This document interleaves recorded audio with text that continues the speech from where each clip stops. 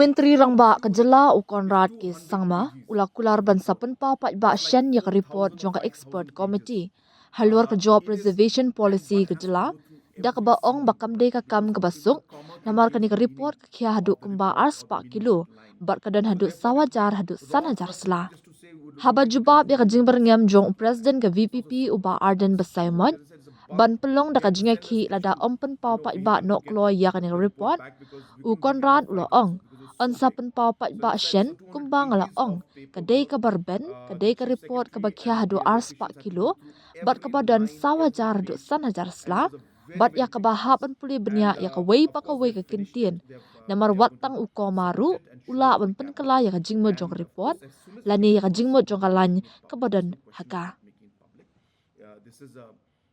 u Konrad ula batai ya ka jingkya jong ka kam da ka baong ki officer ki haban bishar benya ya ka wei pa ka wei ka sla u chief secretary lambat ki wei pat ki officer ki haban puli benya ya ka wei pa ka wei kalan man la ka sla bat ka de ka kam ka bakhya shibun kin sa IT ya ka bat kin sa pen iya ka shak kin hun menteri bat ho oi tang maria dep ai ya ka hangi ngin sa pen pau pat ba namar kam don ka no kono ka jingkali ban om pen pau pat ba ya ka ula benrap u menteri Rangba ula pen kesandru halor ka jingdon kam jong ka report na kebentai ki pat ba da ka baong ngin sa pen pau pat ba ya ka da ka bathikna namar ka dei ka kam ka bakong san ki officer kimla ban shule klen watang shisla lani watang shikentin ru It'll be made public. As I said, it's a huge, it's 200 kgs of report.